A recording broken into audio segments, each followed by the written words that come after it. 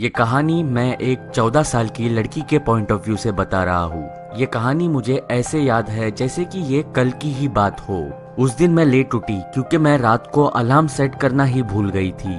जब मैं उठी तब सुबह के 7 बज रहे थे। मैं हमेशा मेरा अलार्म 6:30 बजे का सेट करती हूँ। मैं आधा घंटा लेट उठी थी। मैं जल्दी से अपने बेड से उठी और मैं रेडी हो गई स्कूल जाने के लिए। मुझे घर से पिकअप करने के लिए स्कूल बस आती थी। Of course I was late. सुबह के 7:15 हो रहे थे। मेरी स्कूल बस मेरे घर के बाहर थी। मैंने जल्दी से अपनी बैग भरी और मैं स्कूल बस पकड़ने के लिए निकल गई।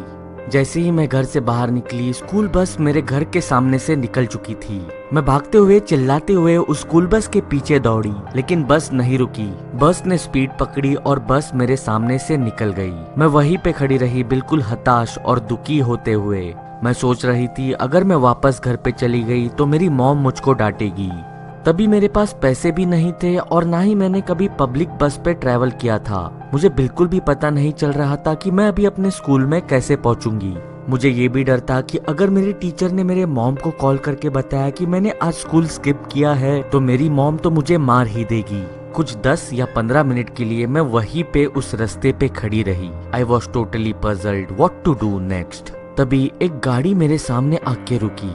मैंने देखा एक मिड एज आदमी उस गाड़ी में बैठा था। वह आदमी मेरी तरफ देख के स्माइल कर रहा था। सरप्राइजिंगली उसने मुझसे पूछा, क्या हुआ, तुम ऐसे यहाँ पे हताश क्यों खड़ी हो? मैंने सैड होते हुए उस इंसान से कहा कि मैंने अपनी स्कूल बस मिस कर दी है। उस इंसान ने मेरी तरफ कुछ 5-6 सेकंड के लिए पहले तो स्टेयर किया। उसके बाद उसने मुझे पूछा कि क्या मुझे लिफ्ट चाहिए। मुझे बचपन से ही सिखाया गया था कि मैं किसी स्ट्रेंजर से बात ना करूं या फिर कोई स्ट्रेंजर से लिफ्ट भी ना लूं, लेकिन उस वक्त मैं लाचार थी। मुझे स्कूल तक पहुंचना ही था। मैंने उस इंसान को लिफ्ट के लिए हाँ कहा। मैं उसके गाड़ी के अंदर बैठ गई। जैसे ही मैं उसके गाड़ी के अंदर बैठी, मुझे रियलाइज हुआ कि उस गाड़ी के अंदर से बहुत ही भद्दी स्मेल आ रही है। गाड़ी में पीछे बहुत सारा कचरा था, वेस्ट फूड, बियर बॉटल्स, ये सब पड़ा हुआ था। मुझे उस स्मेल से खांसी आई। मैंने मेरी साइड की विंडो नीचे करने की कोशिश की। तभी उस इंसान ने कहा, सॉरी बच्ची, वो विंडो चलती नहीं है और ना ही वो दरवाजा अंदर से खुलता है। मैंने कंफ्यूज होते हुए उस इंसान की तरफ देखा। वो इंसान भी मेरी तरफ ही देख रहा था। उसकी आंखों में अजीब चमक थी। मैं उससे काफी अनकंफर्टेबल हो रही थी। तुम्हारी स्कूल का नाम क्या है? उसने मुझसे पूछा। मैंने उसे अपने स्कूल का नाम बताया। उस इंसान ने छोटी सी स्माइल दी और वो गाड़ी चलाने लगा। जिस सीट पे वो बैठा था उस सीट के ऊपर मैंने एक ब्रेसलेट लटका हुआ पाया। उस ब्रेसलेट के साइज से मैं अनुमान लगा सकती थी कि वो ब्रेसलेट किसी मेरी उम्र की लड़की का ही है। ये देख के मैं डर गई। मैं सोच रही थी ये किसका ब्रेसलेट हो सकता है, ये इंसान कौन है? उस इंसान ने मुझे ब्रेसलेट की तरफ देखते हुए देखा। ओह, ये मेरे बेटी का है, उसने मुझसे कहा। मेरी बेटी का नाम कोमल है। मैं उससे बहुत प्यार करता हूँ, लेकिन वो इस दुनिया में नहीं रही। ये कहते हुए वो गाड़ी चलाते रहा। मैंने गाड़ी के विंडो से बाहर देखा। मैंने देखा ये रास्ता वो नहीं है जिससे मेरा बस ड्राइवर मुझे स्कूल की तरफ लेके जाता है। It was completely different road. मैंने उसे हकलाते हुए पूछा, क्या हुआ कोमल को? वो इंसान कुछ समय के लिए शांत रहा और उसने आंसर किया, मेरी बेटी की मौत एक कार एक्सीडेंट में हुई। Roads are quite dangerous you know, especially इस लोकेलिटी के रोड्स। उस इंसान के बातों से मेरी हार्ट बीट बढ़ती जा रही थी। मैं ये भी सोच रही थी कि ये दरवाजा अंदर से नहीं खुलता, इसके बारे में शायद ये इंसान ने मुझे झूठ बोला है। तुम्हारी उम्र कितनी है यंग लेडी? उस इंसान ने मुझे पूछा। मैंने जल्दी से रिप्लाई किया, 14। मैं अपनी नर्वसनेस हाइड करना चाहती थी, लेकिन वो नर्वसनेस सीधी सीधी दिख रही थी।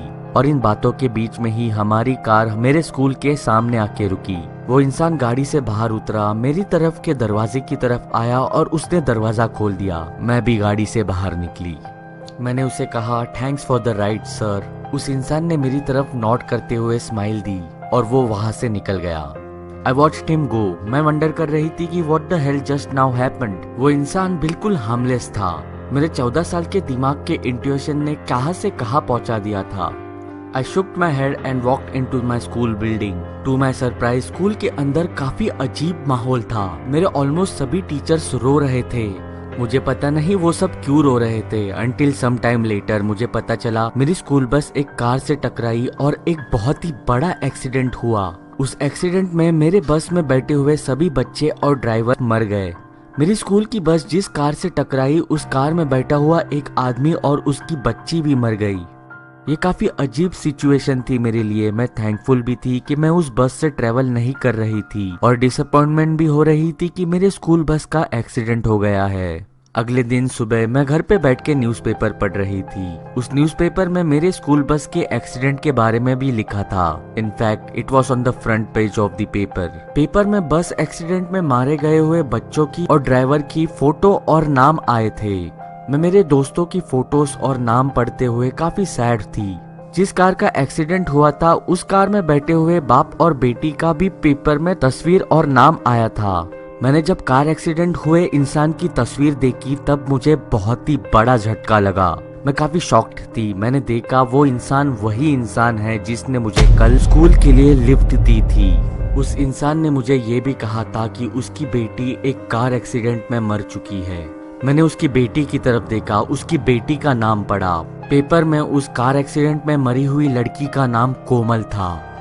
मुझे रियलाइज हुआ कि जिस इंसान ने मुझे कल स्कूल तक पहुंचाया वो इस दुनिया में ही नहीं था। वो एक आत्मा थी जिसने मुझे स्कूल तक लिफ्ट दी थी।